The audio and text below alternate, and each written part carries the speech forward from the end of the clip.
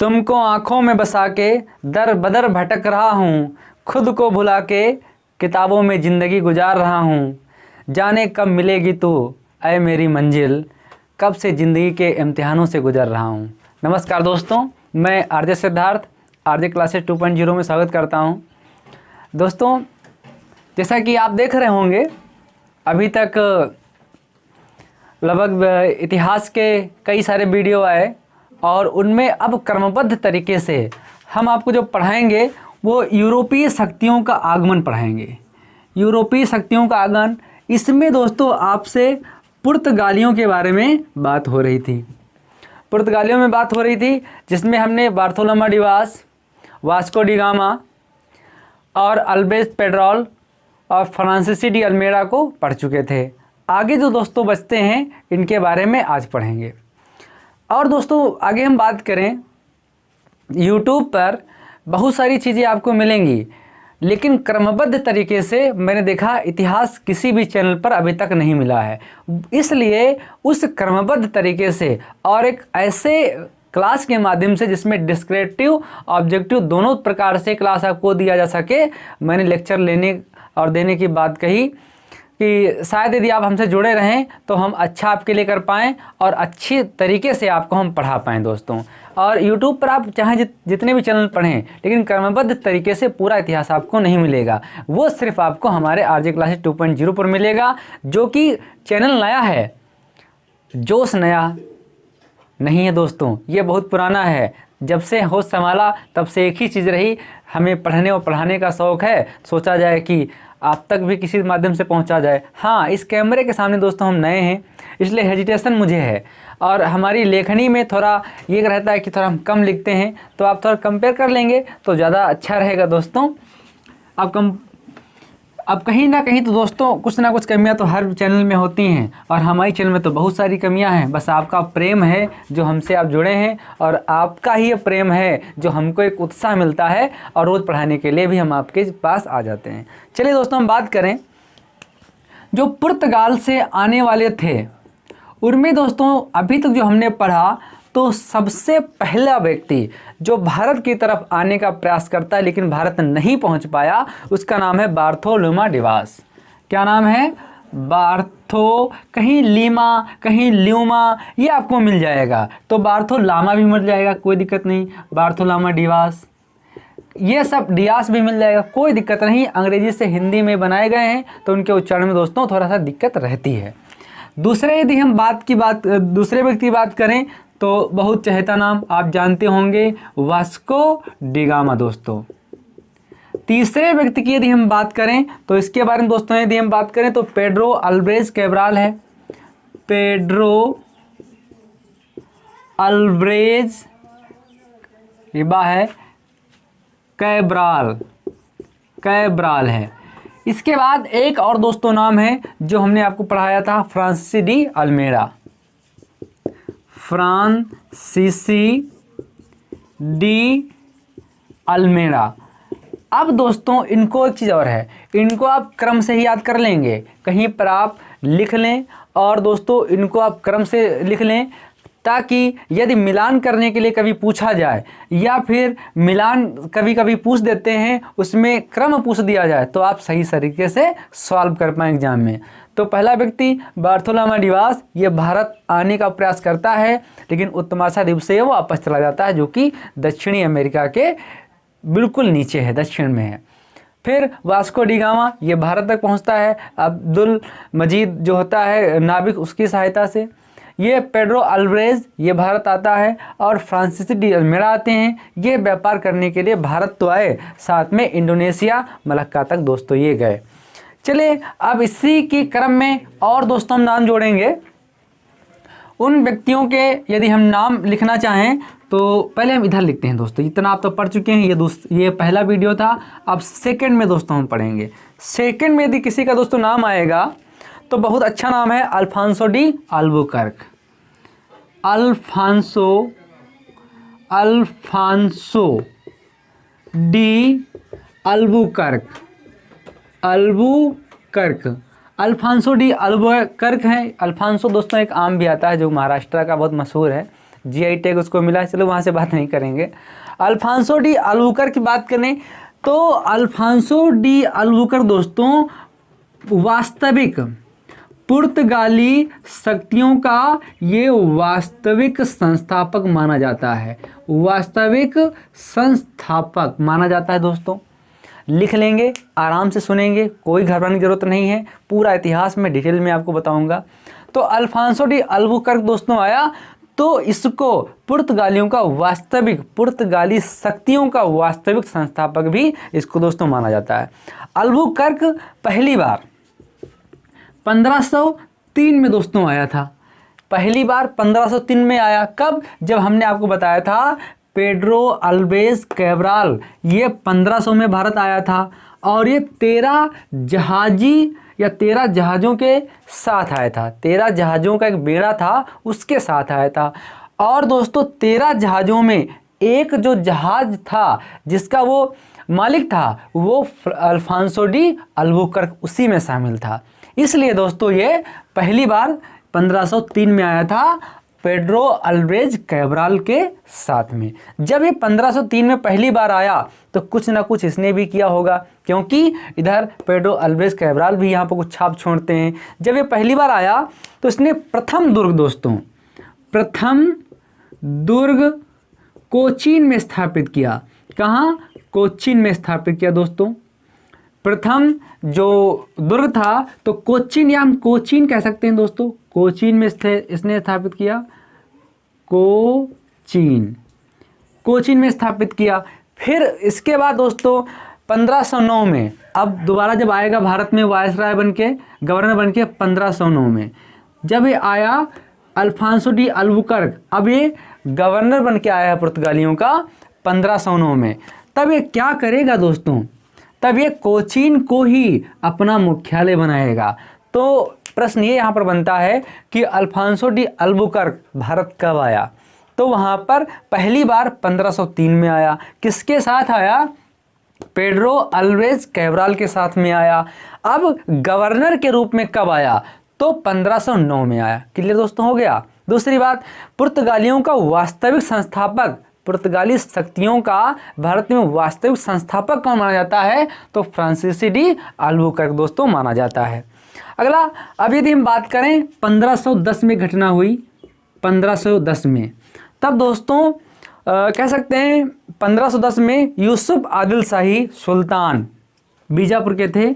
यूसुफ आदिल शाही सुल्तान बीजापुर के, कहाँ के थे? बीजापुर के। इनको दोस्तों ये पराजित करता है और इनसे गोवा छीन लेता है। तो प्रश्न ये बनता है अल्फांसो डी अल्बुकर्क का युद्ध किसके साथ हुआ? तो यूसुफ आदिल शाही के साथ हुआ। वो सुल्तान कहाँ के थे? बीजापुर के थे। इनसे गोवा छीन लेता है। अब देखिए दोस्तों, पहला ऐसा व्यक्ति है जो किसी शासक से युद्ध हुआ और एक क्षेत्र को जीता। किसको जीता? गोवा को जीता। जब गोवा को जीता तो यहाँ पर जाहिर सी बात है कि वो स्थानीय शासन स्टार्ट होगा। तो भारत में स्थानीय शासन का कौन सा जन्मदाता है? भारत में पुर्तगाली स्थानीय शासन जन्मदाता अल्फांसो डी अल्बुकर्क को हम मान सकते हैं। चलिए दोस्तों आगे यदि हम बात करें 1511 में, 1511 में मलक्का, 1500 दोस्तों 11 में मलक्का और 1515 में फारस, 1515 में फारस को भी ये जीत लेता है। 1511 में मलक्का, 1515 में फारस को दोस्तों जीत लेता है। और इसी फारस में ही एक दोस्तों बंदरगाह पड़ता है, उसका नाम है होर्मुज बंदरगाह। क्या नाम है? होर्मुज बंदरगाह। इस पर दोस्तों इसका कब्जा हो जाता है, होर्मुज बंदरगाह कब्जा हो जाता है। अब दोस्तों यदि हम बात करें, इसकी एक और चीज़ रहती है, जो अल्फांसो डी अल्बुकर्क था ये एक ऐलान करता है पुर्तगालियों से कि तुम भारतीय महिलाओं से विवाह करो। ये विवाह करने का ऐलान करता है। इसमें यहाँ पर दो लोग रहते हैं, एक तो मुसलमान और दूसरे हिंदू। अब दोस्तों जब ये शादी करने का ऐलान करता है तो पुर्तगाली लोग वैवाहिक संबंध भारत से स्थापित करना स्टार्ट करते हैं। तो बहुत सारी पत्नियां इनकी मुसलमान होती हैं, बहुत सारी पत्नियां इनकी हिंदू होती हैं, जिनमें ज़्यादातर विरोध जो रहा वो मुसलमानों का रहा। इसलिए ये ऐसा पुर्तगाली था अल्फांसो डी अल्बुकर्क जिसने मुसलमानों को बहुत परेशान किया, अरब मुसलमानों को। दो कारण। पहला कारण कि वो वैवाहिक संबंध स्थापित करना नहीं चाहते थे। इससे जो पूर्व वाला कारण था 1486 के आसपास की दोस्तों बात है, जब यहाँ पर बार्थोलोमा डिवास आया था, उसके पहले जो स्थल मार्ग था वहाँ पर अरब मुसलमानों का कब्जा हो गया था। अब यूरोपियों को वहाँ पर घुसने नहीं दिया जा रहा था, इसलिए एक और दोष था। दूसरी बात, अरब मुसलमान भारत नहीं आने दे रहे थे इनको पुर्तगालियों को, जो पहले से यहाँ पर मुसलमान थे। उनके दरबार में ये आना चाह रहा था, लेकिन वहाँ पर प्रवेश नहीं हुआ। दक्षिण भारत में अंग्रेज किसी भी शक्तियों का कह सकते हैं उस समय कोई लुटेरा नहीं पहुँचा या मुसलमानों का कब्जा नहीं था, तो वहाँ पर वास्को डी गामा पहुँचा तो हिंदू शासक जमोरिन के वहाँ पहुँचा, उसको भी अरब मुसलमानों का जहाज़ लूट कर दिया गया था। ये हम आपको पिछले वीडियो में दोस्तों बता चुके हैं। यदि थोड़ा डाउट हो रहा हो तो इसका पहला वीडियो ज़रूर आप देख लें। चलिए दोस्तों आगे बात करते हैं। अल्फांसो डी अल्बुकर्क, इसको राजा राम मोहन राय का अग्रणी कहा जाता है। क्यों कहा जाता है? क्योंकि इसने सती प्रथा बंद करवा दी थी। तो सती प्रथा बंद करवा दी, इसलिए इसको राजा राम मोहन राय का अग्रणी कहा जाता है दोस्तों। इसके बाद एक और काम करता है अल्फांसो। 1515 में एक भारत में प्रथम चर्च सेंट जेवियर चर्च की स्थापना करता है। किसकी? सेंट जेवियर चर्च की दोस्तों ये स्थापना करता है। बस इतना इसका शासनकाल बहुत महत्वपूर्ण है, याद करने योग्य है। एक बार रिवाइज कर लेते हैं। अल्फांसो डी अल्बुकर्क भारत पहली बार कब आया? तो ये 1503 में आया दोस्त। अब 15 पेड्रो अल्बेस कैब्राल के साथ आया था। इसके बाद गवर्नर बन के कब आया? 1509 में आया। पुर्तगालियों का वास्तविक संस्थापक तो ये है अल्फांसो डी अल्बुकर्क दोस्तों है। जब 1503 में आया तो इसने प्रथम दुर्ग कोचीन में स्थापित किया था। जब 1509 में आता है तो कोचीन को अपना मुख्यालय बनाता है। 1510 में यूसुफ आदिल शाही जो कि बिजापुर के सुल्तान हैं उनको हराता है और फिर उसके बाद गोवा उनसे जीत लेता है। फिर उसके बाद दोस्तों 1511 में मलक्का को जीतता है, 1515 में फारस को जीतता है और होर्मुजुज बंदरगाह पर अल्फांसो डी अल्बुकर्क का कब्जा हो जाता है दोस्तों। फिर अल्फांसो डी अल्बुकर्क को राजा राम मोहन राय का अग्रणी कहा जाता है क्योंकि इसने सती प्रथा बंद करवा दी थी। अल्फांसो डी अल्बुकर्क प्रथम शासक है जिसने भारतीय महिलाओं से शादी करने के लिए कहा पुर्तगालियों से, जिनमें से मुसलमान हिंदू दो धर्म थे, जिसमें हिंदू मुसलमान दोनों से उन्होंने वैवाहिक संबंध स्थापित किए, लेकिन जिसमें ज़्यादा विरोध रहा वो मुसलमान महिलाओं का या फिर मुस्लिम जनता का विरोध रहा। उधर 1515 में इसने एक प्रथम चर्च गोवा में स्थापित किया जिसका नाम था सेंट जेवियर चर्च स्थापित किया। दोस्तों समझ में आ गया? Very good. आगे देखते हैं। मेरे ख्याल से दोस्तों जितने भी पॉइंट हमने आपको बताए हैं दिमाग में चले गए होंगे। रोक रोक के दोस्तों लिख लेंगे। यदि आपको नोट्स बनाने में कहीं दिक्कत आ रही है तो आप हमें कमेंट करेंगे, हम बोर्ड पर लिख लिख के आपको समझा देंगे दोस्तों। चलिए अगला जो महत्वपूर्ण नाम है वो Nino de Cunha. Nino de Cunha या इसको निनोद दी कुन्हा भी कहा जाता है। निनोद कुन्हा के नाम से भी जाना जाता है। ये दोस्तों बहुत बाद में आता है। 1529 से 38 तक रहता है। अब आपके मन में एक सवाल उठ रहा होगा दोस्तों कि अल्फांसो डी अल्बुकर्क ये 1509 में आता है। अल्फांसो डी अल्बुकर्क ये 1509 में आता है और 15 तक रहता है। ये नीनो डी कुन्हा, ये इसको निनोद कुन्हा भी कहते हैं, ये 1529 में आता है और 38 तक रहता है। तो ये इतना लंबा टाइम दोस्तों कहाँ गया? इसके बीच में बहुत सारे पुर्तगाली आए, लेकिन उनका कोई महत्वपूर्ण योगदान नहीं रहा, इसलिए हम दोस्तों उनको छोड़ दे रहे हैं। कभी सीरियल हम आपको बता देंगे यदि आपको आवश्यकता होगी, लेकिन अभी तक दोस्तों कभी यूपीएससी तक पूछा नहीं गया है। तो आगे दोस्तों हम बात करते हैं, जब निनोदी कुन्हा भारत आता है, जब निनोदी कुन्हा आएगा तो उस समय हुमायूं और गुजरात के शासक बहादुर शाह, हुमायूं और गुजरात के शासक बहादुर शाह, कहीं बहादुर शाह जफर को मत समझ लेना, बहादुर शाह द्वितीय को मत समझ लेना, वो 1857 में है, ये अभी दोस्तों 1529-38 के बीच में है। तो जब हुमायूं और दिल्ली का शासक है, हुमायूं गुजरात के शासक बहादुर शाह के बीच में युद्ध हो रहा होता है।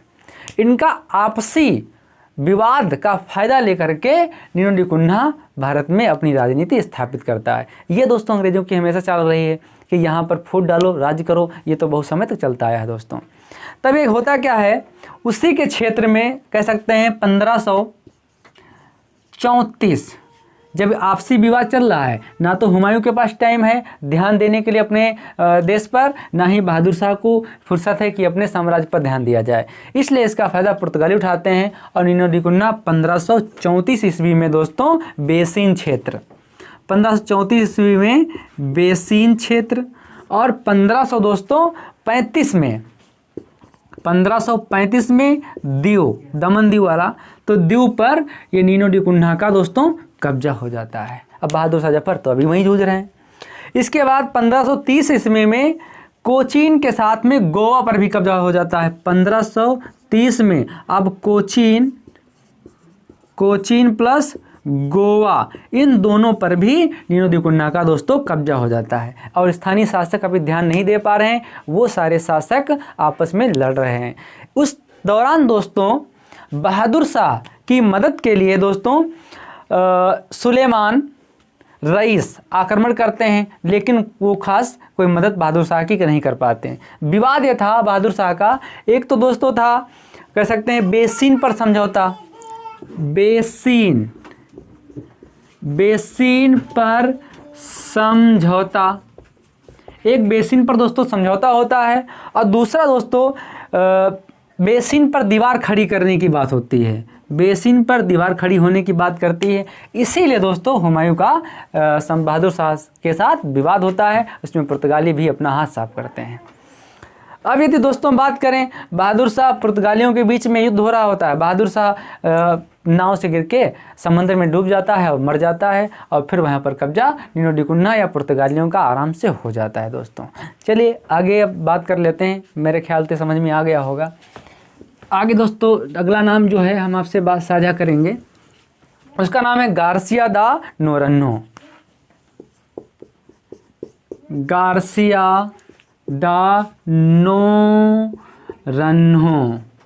अब दोस्तों गार्सिया दा नोरन्हो की आगे हम बात करते हैं।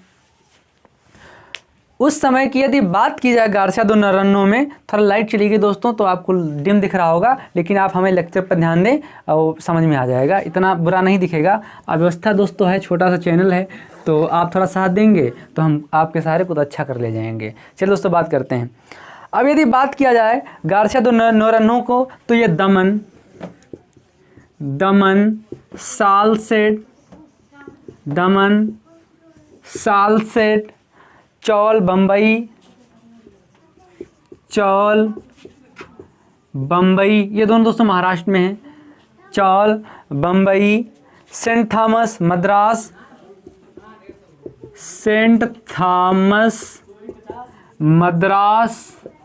और इसके बाद में एक और स्थान है दोस्तों हुगली। तो गार्सिया दा नोरन्हो, ये डेट नहीं लिखी दोस्तों, 1538 की बात है। गार्सिया दा नोरन्हो दमन, सालसेट, चौल, बम्बई, सेंट थॉमस, मद्रास, हुगली, इतना सारा इसके पास कब्जा दोस्तों हो जाता है। जब कब्जा हो जाएगा तो दोस्तों भारत के साथ साथ में एक ये देश पड़ता है श्रीलंका।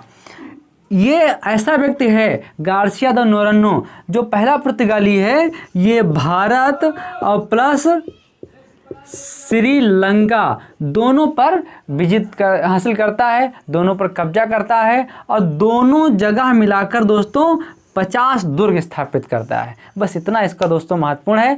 सबसे ज़्यादा यदि विस्तार करने वाला प्रथम शासक कोई पुर्तगाली था तो गार्सिया दा नोरानो था। आगे होगा दोस्तों समझ में। चलिए आगे दोस्तों बात कर लेते हैं एक और नाम, अल्फांसो डी सूजा।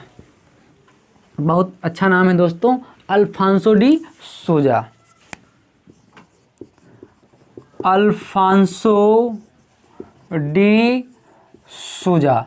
इसकी यदि दोस्तों बात करें तो ये शिक्षा के साथ में संस्कृति, धर्म या शांति आदि में ज़्यादा विश्वास करता है। अल्फांसो डी सूजा की बात करें दोस्तों तो शिक्षा, संस्कृति, धर्म, शांति में ज़्यादा विश्वास करता है।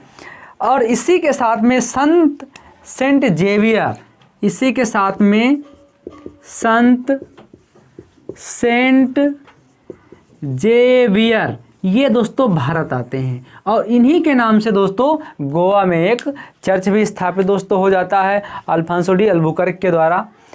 बस इसका और दोस्तों एक और इसका महत्वपूर्ण कार्य रहता है अल्फांसो डी सूजा का, ये भारत प्लस जापान के साथ में व्यापार स्थापित करता है। तो व्यापार पुर्तगालियों के साथ जो दोस्तों व्यापार स्थापित करने का श्रेय जाता है, जापान के साथ जो व्यापार करने का श्रेय जाता है वो पुर्तगालियों में अल्फांसो डी सूजा का रहेगा। अब दोस्तों रिवाइज कर लेते हैं एक बार। अल्फांसो डी अल्बुकर्क ये 1509-1515 के बीच में आता है। पहली बार ये 1503 में आता है दोस्तों। ये भारतीय महिलाओं से शादी करने के लिए कहता है और इसके साथ में दोस्तों ये गवर्नर बनकर भारत में आता है।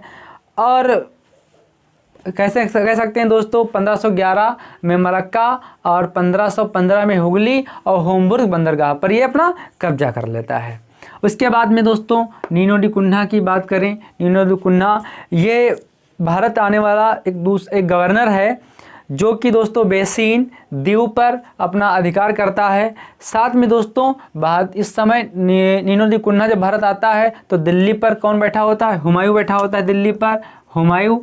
और साथ में गुजरात में कौन सा है, उसमें बहादुर शाह है। इन दोनों के बीच में विवाद होने के कारण ये दोनों ध्यान नहीं दे पाते हैं और ये कब्जा कर लेता है। गार्सिया दा नोरानो दोस्तों आते हैं। गार्सिया दा नोरानो एक ऐसा व्यक्ति है जो भारत श्रीलंका के बीच में दुर्ग स्थापित करता है। और अल्फांसो डी सूजा एक ऐसा व्यक्ति दोस्तों जो संस्कृत शिक्षा में बहुत रुचि रखता है। इसी के साथ में संत सेंट जेवियर भारत आए थे। तो दोस्तों ये वीडियो आशा करता हूँ कि आपको समझ में आएगा। इसके पहले जो हमने आपको पढ़ाया था उसमें भी आप लोग आशा करता हूँ कि कुछ सीखे होंगे, कुछ नया सीखने का प्रयास करेंगे। इसमें भी कुछ सीखेंगे, कुछ नया सीखने का प्रयास करेंगे। दोस्तों बस चैनल छोटा है, मैं बार बार कहता हूँ, व्यवस्था अभी हमारे पास नहीं है, लेकिन जो दिया जा रहा है यहाँ का ज्ञान है वो दोस्तों यदि आप कहीं पर तुलनात्मक रूप से यदि देखना चाहें तो मैं ये नहीं कहता आप तुलना करें, हम अच्छा पढ़ाते हैं, लेकिन ये ज़रूर है कि आपको पथभ्रमित नहीं करेगा हमारा चैनल। बस दोस्तों आपसे इतनी गुजारिश है कि आप हमारे साथ जुड़े रहें और यदि आपको अच्छा लगे तो एक साथी और आप जोड़ लें। बस आपसे इतनी गुजारिश है। धन्यवाद, नमस्कार दोस्तों।